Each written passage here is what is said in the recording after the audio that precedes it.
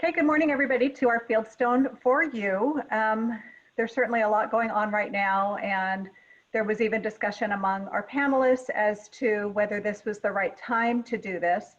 And what that did is it spurred us to have a dedicated conversation next week with Orange County Human Relations to talk about building a culture of anti-racism. So, Dawn, it's good to see you on the call, and I'm sure we will be chatting before next week. So we've still decided to continue with the call today because certainly life goes on and you're all working and there's so much going on in your workplace, and we want to be a resource for you. So we decided to continue the call.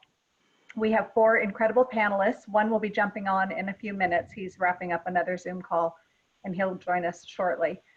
But again, I just want to welcome all of you to building your dream team and what restructuring looks like during the pandemic. And so the panelists that we have selected today have all been faced with that. So whether it's been onboarding or, unfortunately the opposite of onboarding and what that has looked like. And next week will have Ron Brand, who is an employment attorney. He's going to have another call with us because we imagine that the questions that we asked him a few weeks ago are going to be completely different than the questions that you might be faced today, especially after today's call. So I think this is helpful because these are your peers. This is what Fieldstone is all about. It's a network that you can come together and ask questions and share resources and get educated from one another. And then we will bring in the outside experts. So after today's call, we are going to open it up to questions and answers, and then hopefully answers. And then if you have additional questions, write them down and feel free to shoot them to Robin Stropko, and then she can share them with Ron Brand so that he can address them specifically in next week's call. So, oh good, Milo is on. Okay, so again, thanks again. And I hope all of you are safe and well, and just thank you for doing the work that you're doing to keep our community strong. With that being said, I would like to introduce our panelists. I'm going to let them introduce themselves, and then they will offer up some words and what they've been doing, and then we will open it up to questions. So Mark, it's all yours. Hi, thank you, Robin. Thank you. Good morning, everyone. Again, my name is Mark Lee, CEO at WTLC. We are a domestic violence and human trafficking service provider. And I know many of you have way more experience and expertise in the area of onboarding and termination, but thank you for the opportunity for at least allowing me to share kind of some of the cool things that we're doing to make our onboarding process a little bit unique and effective even during a time of pandemic and a kind of a hybrid work from home model. I guess to kind of give you some context to our onboarding needs and situation, our organization size, we have about 47 staff members, which about 43 are full-time employees, and our annual revenue is about 4.5 mil. So relatively smaller than the other organizations of my esteemed colleagues on the panel, and many of you tuning in right now. But nonetheless, onboarding is an important process for anyone in any organization, especially, again, during this time of COVID-19 and pandemic. So about 2 years ago, we went through a strategic planning process, and there's a lot of these internal and external stakeholder surveying and feedback collection. But one of the many things that we learned from that process is that we really had to revamp our onboarding process. And some of the feedback that we received back then is that, although it was a positive experience for many of our staff, it wasn't consistent. So some staff expressed that they had a positive experience and other staff didn't. So there was a really wide range of experience. So inconsistency was an identified issue or challenge. And the other kind of common one was that a lot of staff expressed that it was somewhat confusing because we were combining both the broader organizational overview and on-the-job training into one.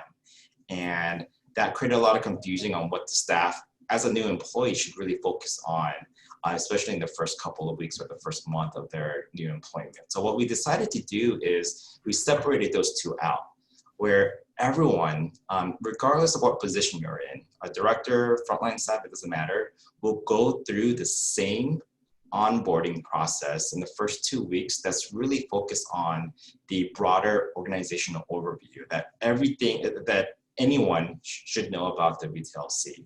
And then after that, then we focus on the on-the-job training. So it's more clear, and then that way we ensure that everyone is receiving the same information and the onboarding experience, regardless of who you are or what position that you apply for or you're working for. So what I want to kind of show you, I know it's kind of hard to do webcam, is this our welcome packet or onboarding packet.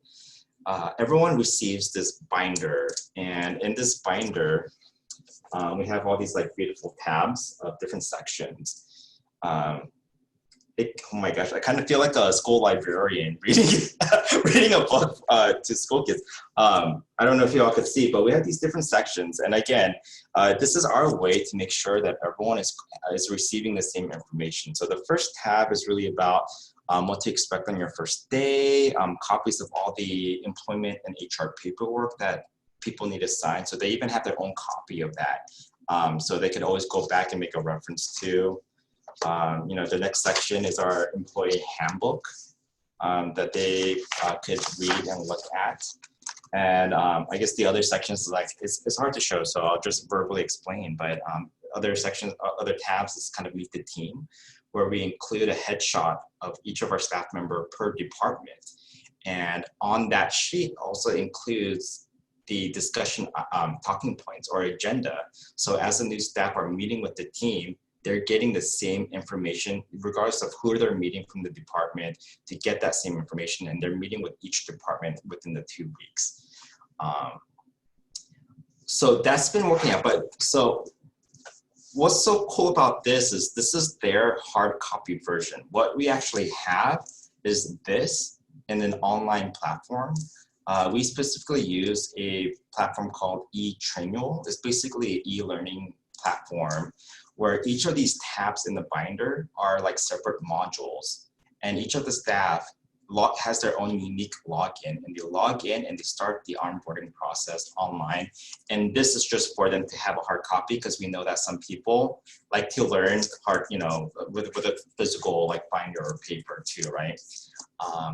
And what's so great about the online platform is we could actually track the progress of how far along they are with the onboarding process. So if the supervisor kind of notices that they are kind of behind schedule a little bit, then they could check in and make sure if everything's okay with that new staff member. Is everything okay? Is something kind of preventing you from meeting with each of the team members, or do you have any questions on the handbook? Whatever the case may be. The other great thing about the online platform is like the accountability piece. So we have these mini quizzes after each section to make sure that they're actually reading and learning and getting the same information when they meet with each department. So for example, in our employee handbook section, we have questions like, what is at-will employment? Some of the things that people usually gloss over when you read through a handbook. But some of the key things that we want every employee to know about their employment, we ask those kind of critical questions. We ask, hey, go ahead and, what is our mission, vision statement, and some of our other kind of organizational values. So it's a really great way to keep track and monitor of their progress of their onboarding process. So that's been working out really well. And so far we got a lot of great feedback. And I think, handing out a hard copy version as well as going through the online platform has been very beneficial especially for our new hires. And we've had 2 new hires during the pandemic, and for us, we were on a hybrid work from home. So we were able to combine both on-site kind of onboarding experience as well as doing some of it from home, right? And kind of the other things that we have going on here at the organization that made it easier for us to do a remote onboarding process is that about 1.5 years or 2 years ago, we went completely cloud-based, meaning that we no longer have a server in our server room. All of our shared drive and everything, Office 365 and SharePoint, is just on the cloud. So as long as you have internet and a browser, you could just log in and you have access to your email, all your files. So it's basically you have access to your computer, but there's no need to connect through go to my PC or a VPN connection, because sometimes that has lag and it's frustrating when it's not like real time. But with SharePoint, it's just super easy that any staff from home or in the office could just log into and have a really streamlined process, access to all their needed files and emails. And just one last thing that I want to share. Part of that is we use Microsoft Teams, which is an online chat platform, I guess. And what's so cool about that is whoever's working that day, you see all their who's online, right? And if you have a quick question or anything, instead of sending them an email, you could just send them a quick chat, and there's real-time communication back and forth. And it's also very easy to even to video call someone. So you don't have to use Zoom, send them a link, they have to click on the link. It's just like, hey, I have a quick question. I click on the video, it's kind of like FaceTime or the Instagram video messaging. It's kind of very similar. If someone's online, you just click on that and they answer, and it's as if you're interacting with someone in person. So that's been working out really well during our hybrid work from home model, and definitely during the onboarding process for new hire. They've been utilizing those softwares and tools that we do provide. So that's kind of it in a nutshell of our onboarding process. Thank you, Mark. I see that in the chat, they're curious to know the name of the platform. So if you could put in the chat the information and the resources that you have, that would be great. And Mark, did you put that together, or have you, since you've been there, or was that something you did? Wow, it's impressive. I love that that you can track their progress. Really great, thank you.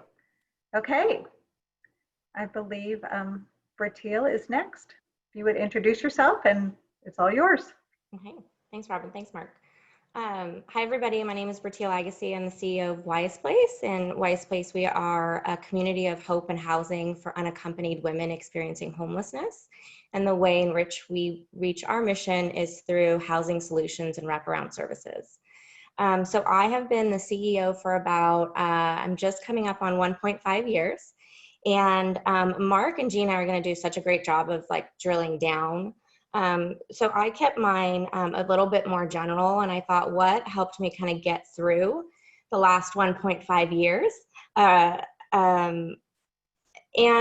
like with COVID, but without COVID as well. So that's the way I kind of looked at this. And I think the biggest thing that I always come back to is just honesty and transparency, and really leading with your values. And that, I keep saying, especially now during COVID, because all of our team members, we all react differently, and stress and trauma comes out differently in all of us. And I think that that's okay to say, but to even in hard times, to give people grace, but to still ask for accountability, and that conflict is okay.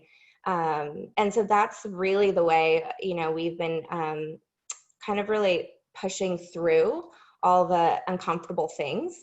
And the way I look at my team is actually not just, our staff, our team internally, but when I view team, how to build our team, I actually think of my board of directors and other key volunteers as well. And I think that's been very, very pivotal in all of the changes that we've been able to make in such a short amount of time at Wise Place. So just some data points. We have gone through almost a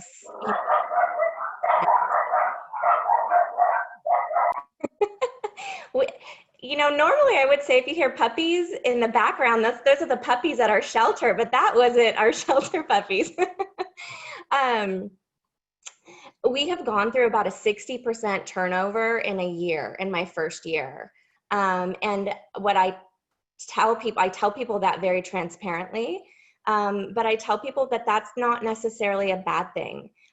So, if you need somebody to talk about that later, I'm here for you. But, you know, knowing that we were going to have some hard conversations, after we looked at our values and the type of organization we wanted to be, that it was okay to part ways with folks who didn't believe in the values of Wise Place, right? And so, so everything we did was just to talk about value. So a quick example is we have a really beautiful room at Wise Place. It's our community room. It was remodeled about 2 years ago before I got there. And when I got there, there were signs and people weren't allowed to use that really beautiful room at Wise Place. The staff was, but the women in our shelter were not. Or if they were, it was for like 1 hour only or on special occasions. And, you know, everyone told me, you know, don't create waves. You're in your first 30 days. Just let that sit for 90 days and then tackle those things. And I couldn't sleep at night.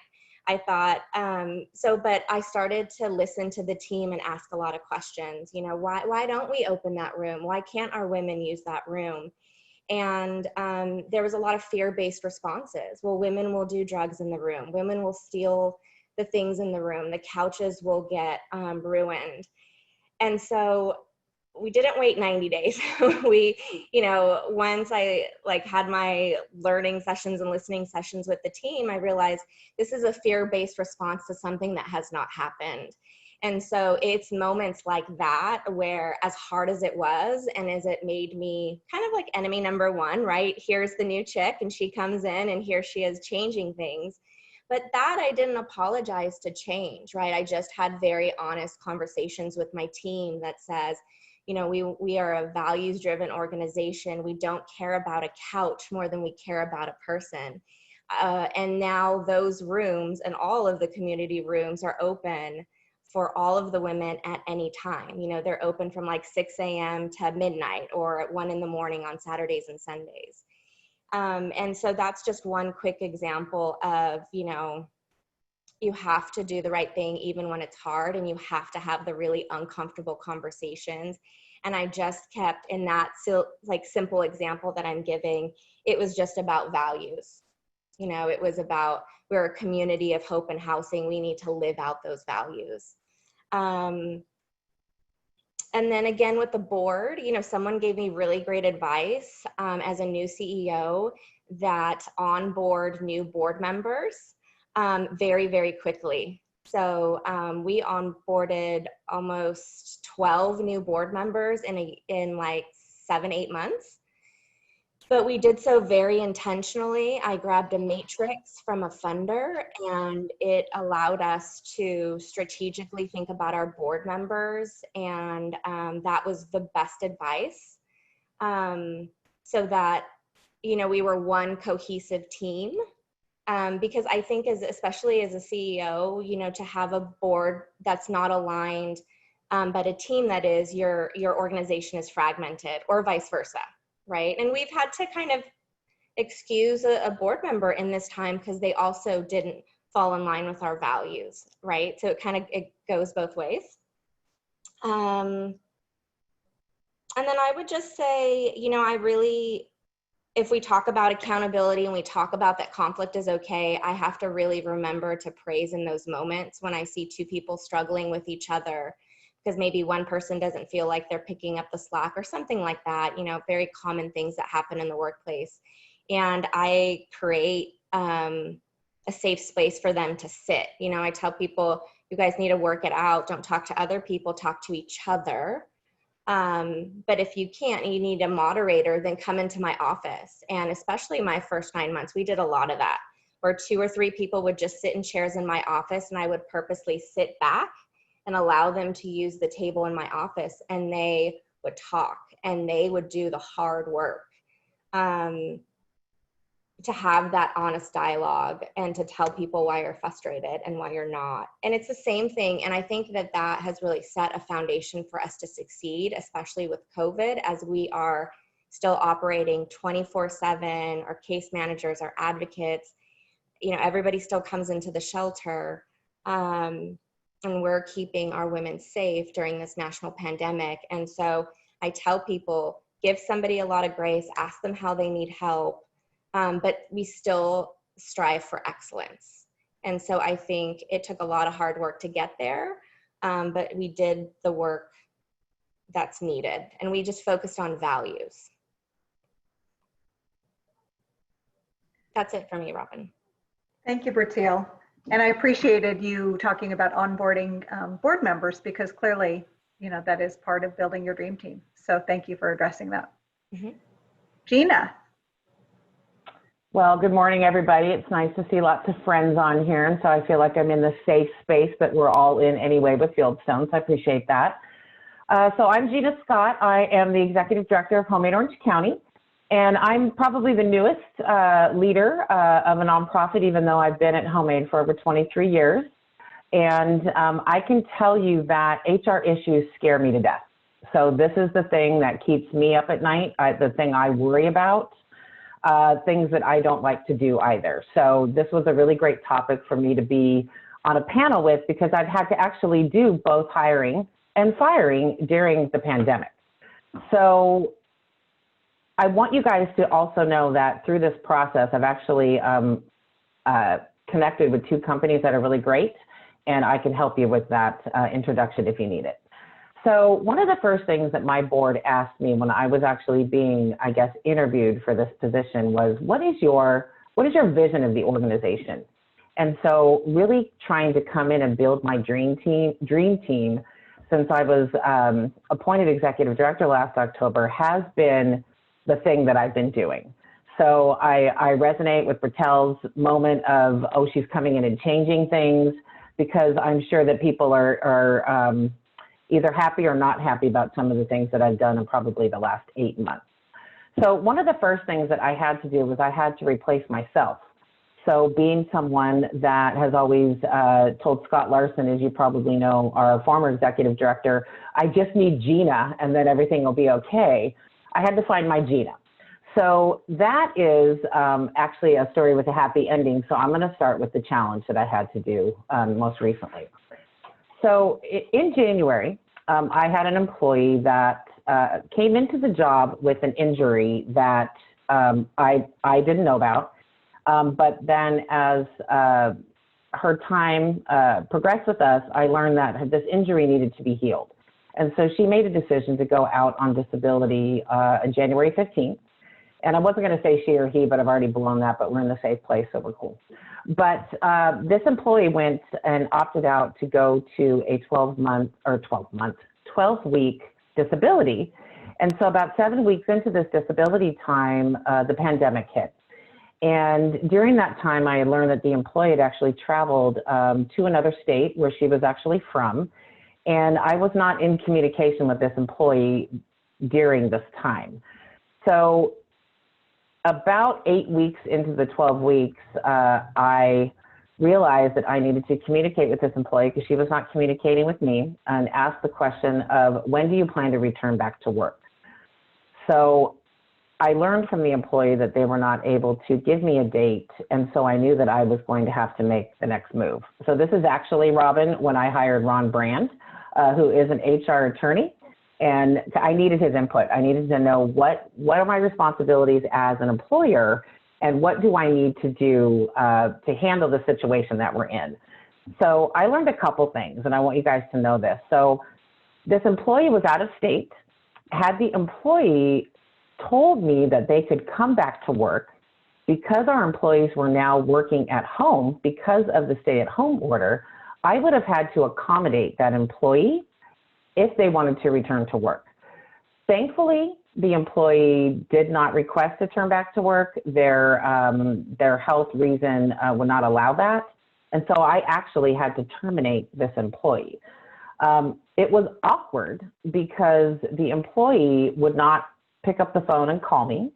And so I actually had to terminate this employee via email.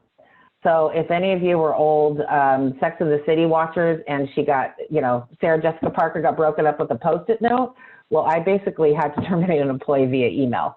And what was scary about that is I didn't know if the employee had read it. I had to put the little, read receipt on the email, and then overnight this letter to this address out of state. So luckily for me, that went smooth, but it could have gone south.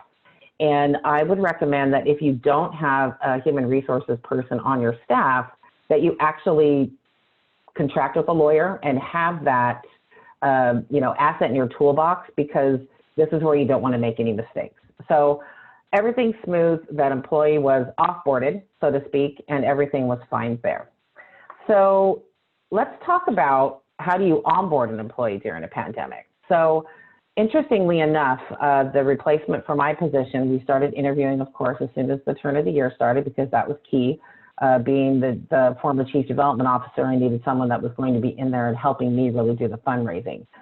So I literally offered the job to the person that now has the job on March 9th. This was 10 days before the stay-at-home order happened. This was only a few days before I actually sent our entire staff home, which was on Friday, March 13th. And for that first week, I'm sure all of you felt the way that I did. I was a little depressed. I didn't know what to do. I had to kind of gather my thoughts as an executive director and think, what do I need to do moving forward to make sure that our organization is going to be healthy, that our staff is going to be okay going home. I had, a part-time intern on our books, and so it was all just a bunch of crazy making. So I know that our employee was also worried, because she didn't know, even though her start date wasn't until March 30th, if I would pull back that offer. So I'm always the person who takes the road less traveled. For those of you that know me should know that about me. So I went in and told our board, this is a critical position for Homemade. We're going forward. And no, we don't know what tomorrow is going to bring. And we're going to have some indicators of how fundraising is going to go during a pandemic, but I need this person and I'm bringing her on board. So I had to quickly figure out, how do you onboard someone virtually? So I had met this person, of course, a couple times during their interviews, but what did I need to do? I needed to get her a computer. I needed to figure out how to train her without being able to introduce her to staff that she was going to be managing. And really try to, how do I get her engaged with our board, and what do I do? So I have to tell you that when you hire correctly, and trust me, I have not always hired correctly, that this person was able to actually help me with this onboarding process, which is great, because I have learned through this, and Mark, I'm going to steal whatever you have, that we don't have a great onboarding process. And that is one thing that is now on the list of things to do, because it just isn't a standard. We don't have a practice. There's not a normalcy to this. And so it is something I've learned that we need to do. So I'd love to see your book. But one of the things that I did with this new employee was that we have one-on-ones every other day. And I just started picking a subject and started talking to her about it, letting her know about the employees that she would be managing, and really trying to help her understand who is Homemade and what are the roles and responsibilities of a development director. How will that play into what's happening with my relationship building skills as an executive director, and what do I need to tell her? So I think it's great, because we call them one-on-one walk and talks. And I do this now with other staff members, because working from home, you have a tendency to just kind of sit in this office. I mean, I get in here, I do my walk in the morning, and I'm sitting at this desk at 6:30 a.m. And to release myself and get myself out of that, I plan walk and talks with our staff. And that really helps us connect as humans. It really helps us connect about work issues, or maybe it's personal issues. But that has really helped Crystal and I, who has now been with us for 10 weeks, and is a rock star, and is my Gina that I was looking for, really help her become onboarded with us. So the other challenge, obviously, that many of us are facing is that we have employees that have small children at home. And so this new employee actually has a 6-month-old and a 2-year-old. And she was really worried that I would be expecting her to work her 8 to 10 hours a day, or 12 or 14 or whatever we're all doing. And I said, listen, you work as much as you can right now. And if your son has to be in your arms, then your son has to be in your arms. But the walk and talks actually helped afford us that opportunity where she could really just get those kids in the stroller and walk with them as well. And so I think that that's been a really great thing that we will continue to do as an organization. So that hiring has turned out great. I have some more adjustments that I will be making in our organization, but I'm really, really happy, as I'm sure all of you are, that we live in a virtual world and that we're able to do this. I can't imagine what we would have went through had we not had all of our stuff on SharePoint. We didn't have things like Zoom or Teams or GoToOffice. And Mark, that was funny because I totally forgot about Go to My PC until you said that. And I was like, oh yeah, that's how we used to be able to get into our files. So I think we're really lucky, and I'm very grateful for the people that have been around me helping support all the things that we've had to do as an organization. And if you don't know Ron Brand, I highly recommend having him as your lawyer about HR issues. And Ron was actually really awesome and hooked us up with a company called HR Solutions that really helps kind of that lower level stuff. Ron says, I'm too expensive for you to call me about that silly question, Gina, because now that I have someone, I want to talk to them all the time. But he's hooked me up with another group that you can talk to, and they're much less expensive. So I'll let Milo go next and then open it up for questions. Thanks. Thank you, Gina. I love the walk and talks, and I'm you know, as we all have said, we are not going to go back to the we're doing things. We're going to do things better and differently. And I'm sure that that's one of the examples of how your organization will benefit after all of this is over. So thank you. Gina, would you put those links in the chat? HR Solutions, I agree. I think they're fabulous. I've worked with them before. And Ron Brand, as I said, is going to speak next week. And he has offered to work with all of you, you know, probably give you an hour pro bono just to kind of see where you're at. And then obviously if you need to engage him, then certainly he would have to charge you, but he has offered to do pro bono work with each of the organizations. So definitely reach out to him. He's so great. Thanks, Gina. Milo, nice to see you. Hi, everybody. How are you? And if you would introduce yourself and tell everybody. Sure, yeah, I'm Milo with American Family Housing. I'm the Chief Executive Officer. October will mark my 3-year mark with the agency. I would say now is the time, I'll put an ask out the front of this. I'm looking for thoughts about how you're handling stress during this time. My staff's really starting with these curfews and protests. The stress levels have hit a different level. It's just creeping up in the edge of their eyes. So just briefly, in the back of my head the whole time, I feel like if I don't manage that, everything else is, and have lots of turnover and stress leave. We've had no stress leave of any kind, and people not really trying to work the system with the new rights, but really just going with what makes sense. But just that's my big background concern right now. For our agency, it's kind of an interesting story. I think most of you I know and are familiar with it, but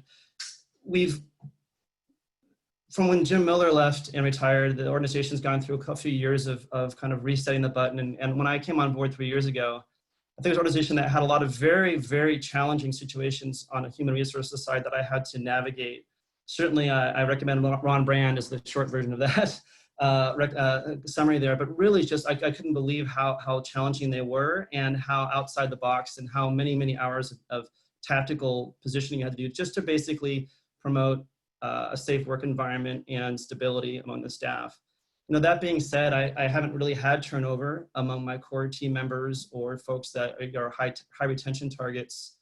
And we've kind of grown from about 25 staff. We shrank, but then we grew. So we have more than 50 now. That's about a person a month since I came on board, which sounds like it's really fast growth, but given the opportunities there, things like Project Roomkey now, but in the last couple of years, we really haven't been aggressively seeking business opportunities. I'm just trying to build my team. We've also not had to do any furloughs. You know, we got the PPP loan, which meant we didn't have to jump back and be super conservative, but actually just let's navigate the next 60 days and plan for it. And we have no plans. We actually have a number of open positions that we're looking to fill at all levels. And this reflects some open positions that we held empty from January, where those were turnovers that were, you know, part of our normal turnover process. And I'm very big on progressive evaluation and communication with staff so people can really navigate how they fit into things and have expectations that are never feel surprised.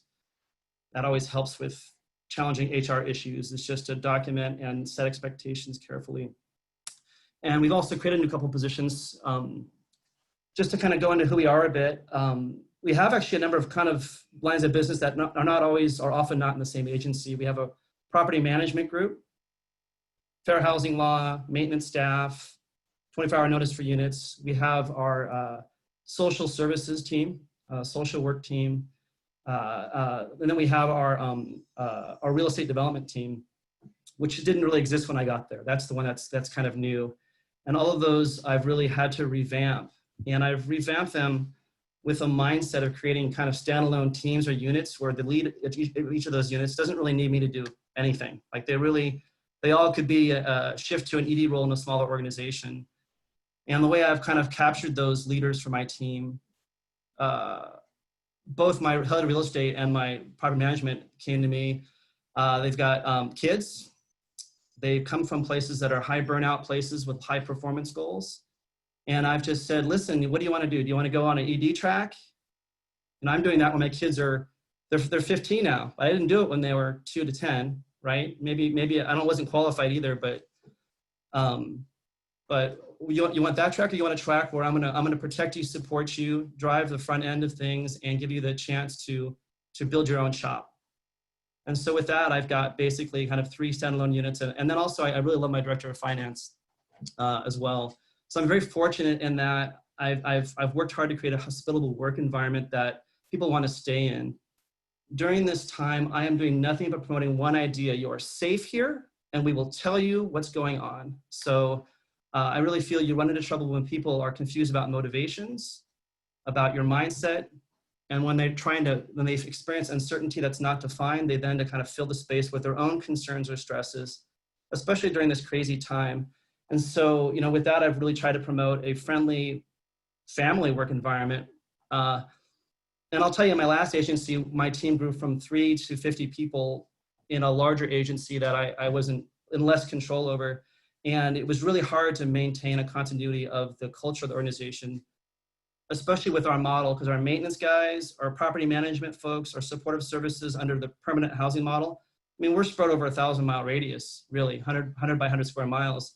So building that community is extremely difficult. And I was really interested in Gina's comments in particular as I was thinking about this world we're in now.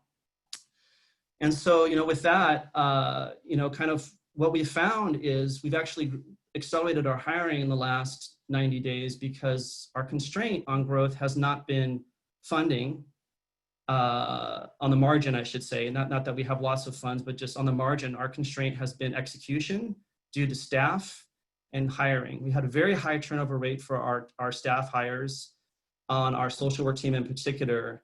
A lot of challenges to reset our maintenance team to be one that we want to have those individuals in our tenants' units where we aren't around, and knowing that they're trauma informed in how they do things like, fix a fire alarm, or a smoke alarm, that type of thing. And so, so for us, we've been able to hire a lot more because the market has opened up and we're getting a lot of really strong people that are looking for a job. My biggest challenge, I've been sharing one of the best HR person I've ever worked with my whole life. I've been sharing with another nonprofit that's on the call here, who has basically retired and is helping me out. But we had an HR person we hired who just did not work out,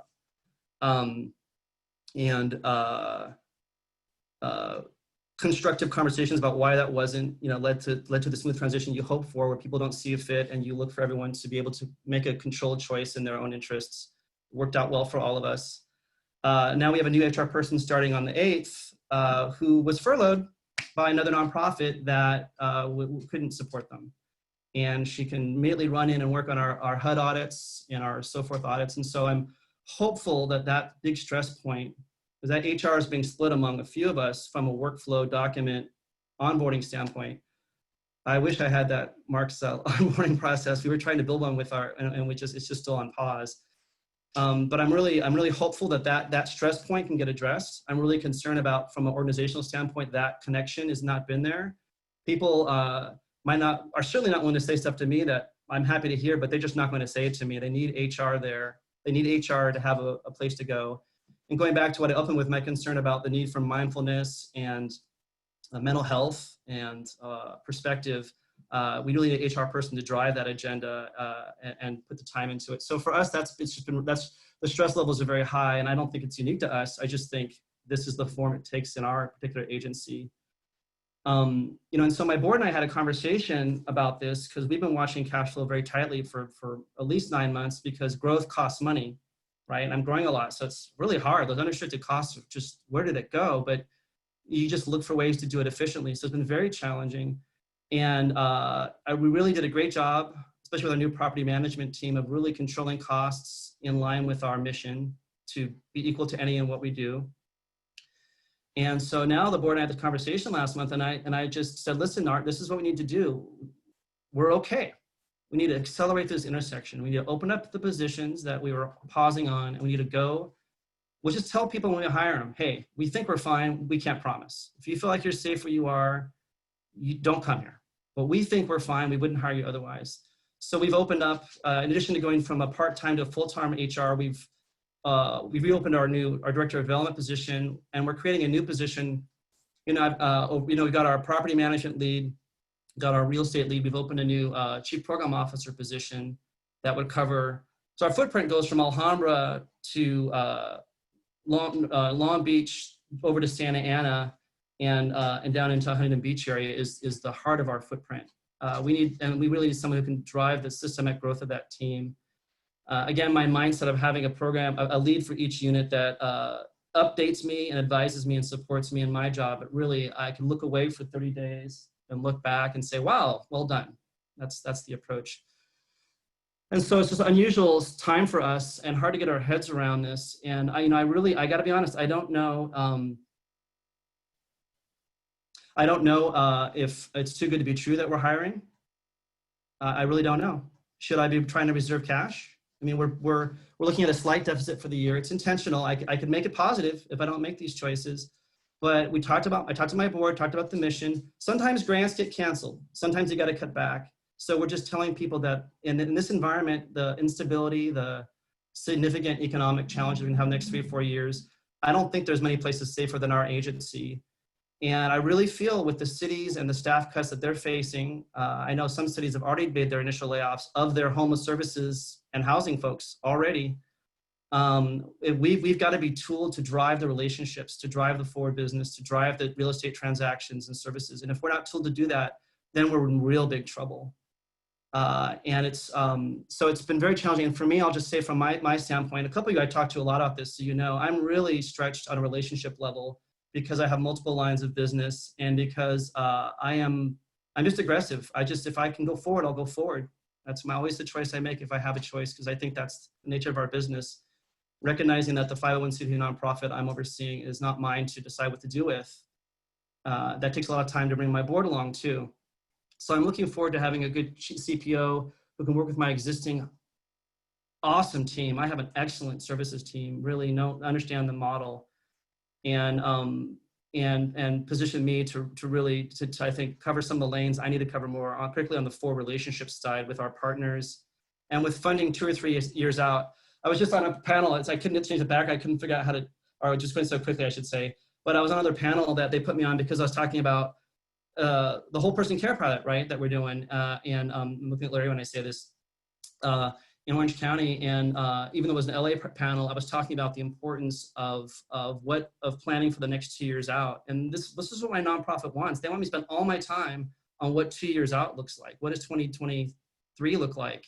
Should be all my time. And so anyways, this is an unusual time for me in many ways, and kind of mind blowing. You're trying to hit the reset button every morning and get out of the grooves that you get into.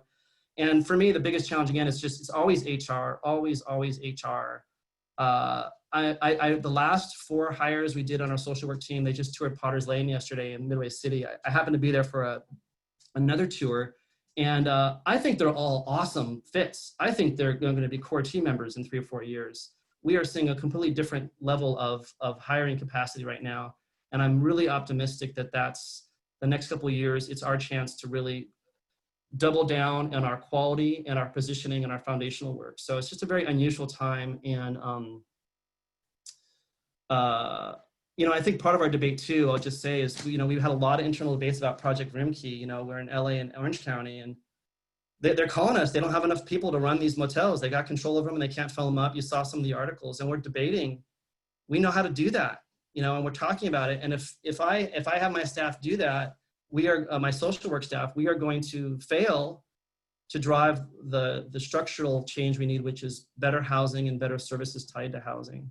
And so we've passed on that. I think my board is neutral. They want us to do what we think makes sense, but we talked a lot about it, and that was a hard choice. But again, I'm really worried about turnover and stress, that, you know, it'll show up, it won't show up today, it'll show up in 4 months, you know? And so I did not want to expand that line of business more than we already have, knowing what we're facing. So, you know, that's my kind of snapshot of where I am right now. And yeah, so thanks for listening, everyone. It's good to see you. Good to see you. Thank you, Milo. We touched on a lot of really great points. You're probably the fifth leader that I have heard from that said that they are getting pressure from their board to come up with a plan. And I have heard the same concern is, you know, I don't know what's going to happen next month, let alone in a year from now, let alone 2 years from now. So I'm thinking that that might be a really good webinar for us. So if you have experience coming up with a contingency plan, what that would look like, can you reach out to me privately and let's get a panel together? And I think maybe in a couple of weeks we'll put a call and provide the resources, because I cannot even imagine. I mean, you know, with funding and staffing and programs, and Milo, you're saying, you know, some of your people being pulled in one direction, which are leaving a hole in another. And I just, you know, see it's a big challenge. So if you have experience and you've done that and you feel like you've been effective at that, please reach out to me and I'd love to have you on a panel. So it's 10:50. We do have some time for some questions, and it's a small enough group. If you have a question, just raise your hand and unmute yourself, but we'll do it one at a time. So if anybody has specific questions of anybody in the panel, Amy has a question. Hi, I'm Amy with Casa Youth Shelter, and I so appreciate your experience, because I'm in the process of trying to hire, and I guess all of the onboarding, Mark, that sounds amazing. I'm like so excited about trying to tackle all of that. The onboarding process, I feel like I have an idea how to control once I get someone hired. My question comes a little bit prior to that. How are you doing the recruitment and interview process from a remote standpoint? And I know, like Gina said, you met your person beforehand because that started before, but now I'm in the, you know, the situation that I need to hire 1 or 2 people who I am not going to be able to meet in person initially. So kind of, have any of you navigated that process? I'll say we're using primarily Zoom. We always have multiple interviews with multiple people. Ideally, it would be me and another person, and then a second interviewee, possibly HR, who's still helping us out from retirement, but have maybe the other person be in the second one too, so they're watching instead of interviewing. So we're getting a little double dipping on that. I'm actually using a recruiter for our social work team, not to recruit, but actually to screen from a qualitative and intangible standpoint. Everyone's so stretched. This person looks so much better than the last person that didn't work out. I'm actually using that, and they're struggling too, right? So interested in the business, to do an interview to basically speak to those things. I mean, again, the reason why my HR person didn't work out was really interpersonal conflicts among the persons, which I think if I had that phase in there when I hired, that would have helped. And I think everyone saw it that way. Wow, how did we miss that? So I feel like this is just a chance to not make a miss. And so that's what we're doing. Is that it seems to be working. Janae? I'm curious where everybody is posting. Are you using Indeed, Glassdoor, Craigslist? And Milo, I'd also love to know who that recruiter is if they're looking for work. Fieldstone, don't forget, you can send it to Robin. I was just going to say, anybody who has a career site on their webpage, I can add that link on our job postings.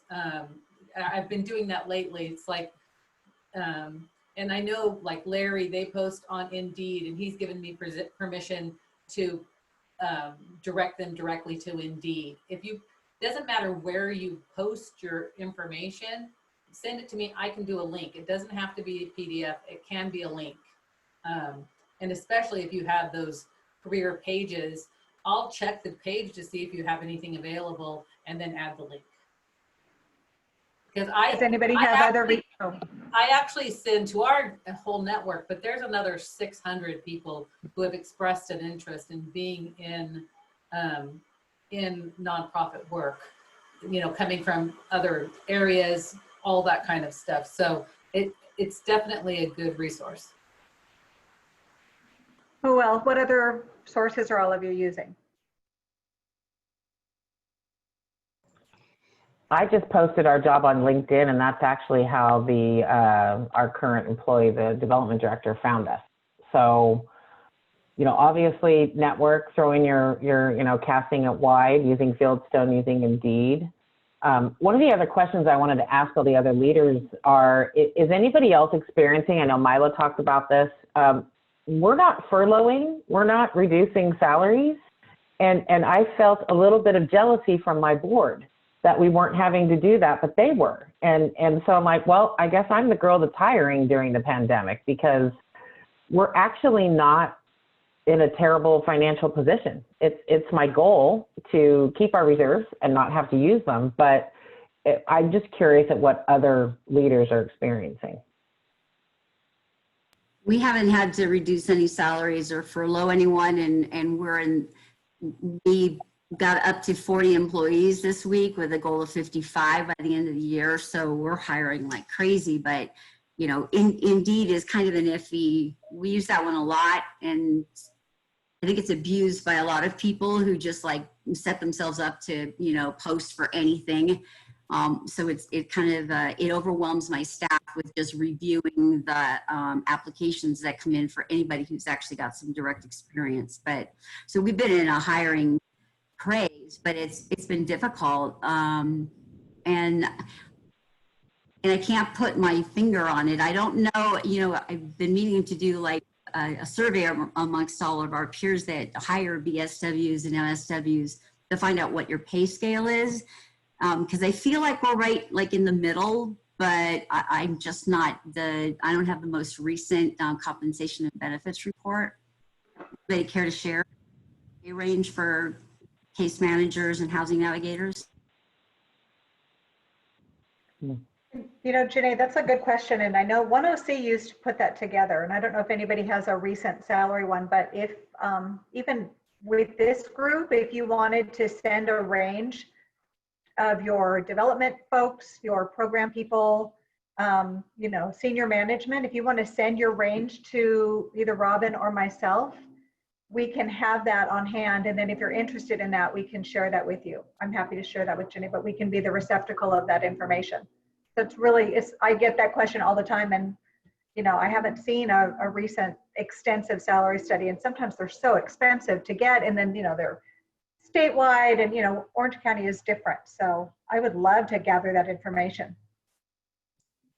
That's a great idea. And I think the Center for Nonprofit Management in Southern California, the most recent one is 2018. So, and that's what we use, but that's also 2 years ago. So, but we still use it because that's the most recent report that they've published. But I think it would be very helpful if we had more of a current snapshot of Orange County nonprofit pay ranges. Okay, other questions? I was going to say, Robin, if you do a survey, like how you sent out a survey to our network and said, anonymously, can you submit this range and collect the survey, the data from that survey and compiling that would be easier than individually resending it into you, you know? Great idea, Don. Robin just stepped away, but I'll put that on her plate. So that's great. We will absolutely do that. Especially because she's gone now, I can do that. I would actually be interested also in seeing people's organizational charts, because I'm looking at restructuring, and like it sounds like Milo has a very different structure compared to what Bertil or Gina are looking at. Like, I would be really interested to see kind of how people have organized your organizations. So I don't know if Robin, you would mind collecting that information as well, but I would be really curious. Yeah, you know what, maybe Amy, you and I can talk offline and find similar organizations because, kind of similar budget, similar structure so that you're not getting somebody that has, something that's completely different from you. So let's you and I talk offline on that and strategize how to gather that information.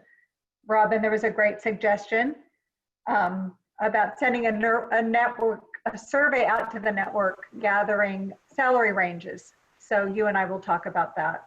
And Okay. then Sorry guys, I'm getting my house painted and they're doing the punch list items right now. okay. So you and I will talk about that. And then they're asking for org charts. So I have asked for org charts specifically, like if I get a leader that asks me, I will put them in touch with somebody.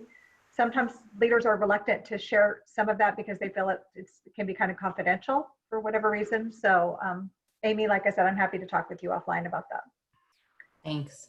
And yeah, I'm not looking for names. I'm just looking. Right, I know. Any other questions? Comments?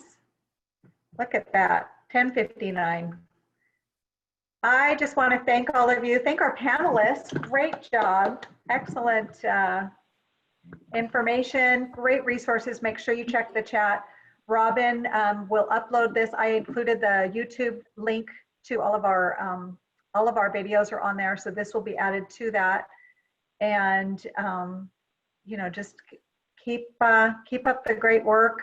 Continue to get ideas out to us. Again, if you would like to serve on a panel about contingency planning and projecting, I would love to talk to you about that. So please reach out to me privately. And in the recorded version of this, you will see the chat. So if you weren't able to access any of that, but I don't know if all of you know how to access the chat too and save it. If you click on your chat window and you've got the 3 dots on the more, you can save the chat and then you can save all those resources in a Word document. Oh, that was good. I didn't know that. Look at that. Anyway, thank you everybody. Be safe, stay healthy, stay well, and we will be in touch. Bye everyone. Bye. Thank you.